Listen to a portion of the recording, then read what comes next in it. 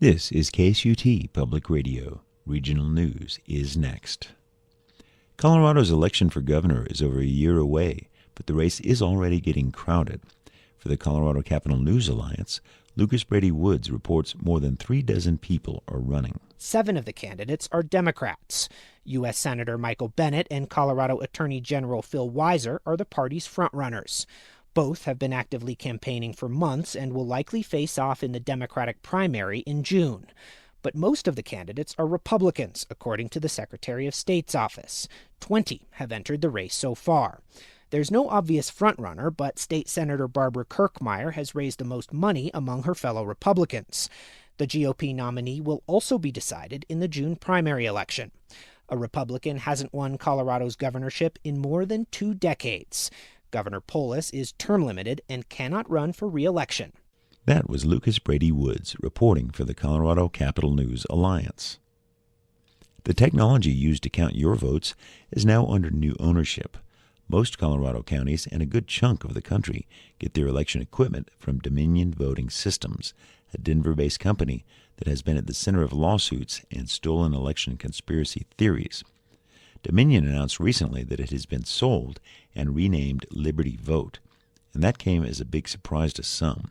It also raised concerns about keeping the election system free from political influence. President Trump has falsely accused Dominion of rigging the 2020 election in favor of Joe Biden. CPR's Benta Birkeland has been covering Dominion since the 2020 election, and she talked about the reactions to its sale with podcast host Arlo Perez Esquivel. Benta, that voice we just heard is Tiffany Lee. She's the clerk in La Plata County. Those questions she mentioned, those are ones she's been getting from voters since the news of the sale. Why are voters concerned? She said she's heard from a few people because first this sale kind of came out of the blue, and the new owner, Scott Leindecker, is a Republican, and the website for his company, Liberty Vote, and the press release they used to unveil the sale used a lot of language familiar from the world of election conspiracies and MAGA priorities. And what do you mean by language?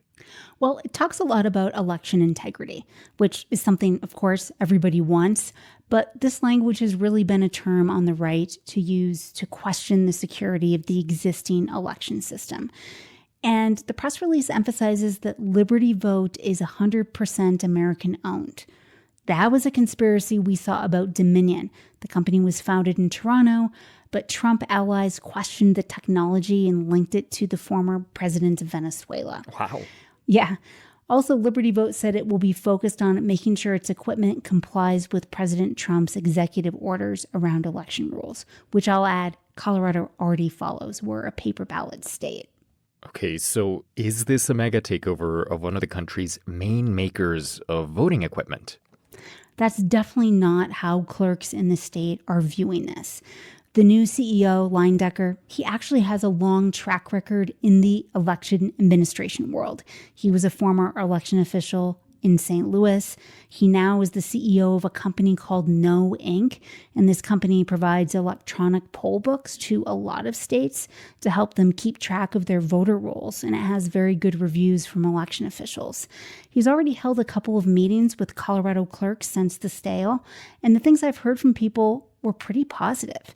I talked to Molly Fitzpatrick. She's the Democratic clerk in Boulder County, and she's also the former head of the County Clerks Association. He reiterated that he is an elections person and he has a long track record of being involved in elections. Fitzpatrick really wanted to emphasize that this sale does not change anything about how Colorado conducts elections. All the security measures and post-election audits, everything will keep happening as normal. So it kind of sounds like Liberty Vote is trying to reassure people on the right, those who may believe President Trump's attacks on the election system. But at the same time, they're not really disrupting the technology that states are using. That's what it looks like to me. You talked about 2020 election conspiracies earlier. There have been all sorts of lawsuits, audits, and investigations, and nothing has ever connected Dominion equipment to voter fraud. But the company has definitely become toxic on the right. One thing that is interesting is at the same time, some Democratic voters may be worried about this sale because it's under Republican control. Joe Oltmann, He's a Colorado-based right-wing podcaster, and he's been a big part of the attacks on Dominion. He's already going after the new company and its owner, claiming the owner's part of this cabal stealing American elections. He even said the new Republican owner isn't conservative. Wow. It kind of sounds like the sale under of people on the left and the right. Yes, it's definitely taken local election officials by surprise, but I do think a lot of them seem pretty comfortable with where things are headed.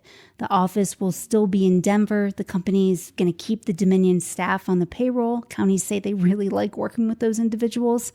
As for attacks from the MAGA right, as one Colorado election official quipped to me, if an election denier like Joe Oltmann is criticizing this new ownership, they must be doing something right. That was Benta Birkeland for the Colorado Capital News Alliance. U.S. Energy Secretary Chris Wright said yesterday in Nevada that the ongoing government shutdown has led to the furlough of workers critical to the nation's strategy of expanding nuclear power. The Mountain West News Bureau's Yvette Fernandez brings us the story. Wright was in Las Vegas before visiting a key National Nuclear Security Administration site about an hour north of the city. He said the shutdown hit 68 federal nuclear employees who were furloughed Monday. That's on top of 1,400 federal nuclear employees across the country who have already been let go. And more than 1,000 related contractors in Nevada could receive notices by the end of the month because their work hinges on the federal government remaining open. This is among the most critical workers in our country. They test, maintain, and ultimately construct the modernized version of our nuclear stockpile.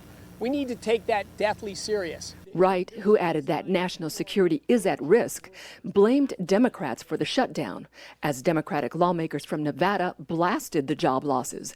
Both sides said the NNSA has never experienced a furlough. Key nuclear administration sites operate in Nevada, Idaho, and New Mexico. For the Mountain West News Bureau, I'm Yvette Fernandez.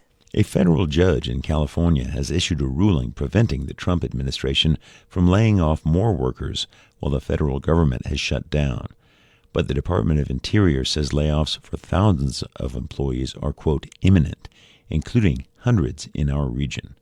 For the Rocky Mountain Community Radio Coalition, here's Carolyn Llanes with the details. In court filings, the Department of the Interior agreed that it would not go forward with any layoffs involving workers in federal employee unions, several of which are currently suing the government. At the same time, officials submitted a list of planned layoffs spanning the Bureau of Land Management, the National Park Service, the Fish and Wildlife Service, and others. The BLM planned to cut almost 12% of its workforce at its Utah state office, along with nearly 50% of the workforce at its National Operations Center in Denver, and 33 positions at the Colorado state office. The National Park Service is looking at cuts across the country, including 16% of the staff at its Denver Service Center. There were also plans to cut more than half of the employees working in the U.S. Geological Survey's Fort Collins Science Center for the Rocky Mountain region. The Interior wrote that these planned layoffs predated directives by the Trump administration to prepare for reductions in force should a shutdown occur. Caroline Llanes, Rocky Mountain Community Radio. Support for local and regional news on KSUT Public Radio comes from the Colorado Housing and Finance Authority. Support for public policy reporting comes from the Gay and Lesbian Fund for Colorado, promoting programs designed to ensure all Coloradans have the same opportunity to thrive. More information is online at gayandlesbianfund.org. This is KUTE Ignacio, KDNG Durango, KUSW Flora Vista, and KPGS Pagosa Springs. We can also be heard in Farmington, Cortez, Mancos, Silverton, and wherever you're at, you can stream us online at ksut.org. We are Four Corners Public Radio.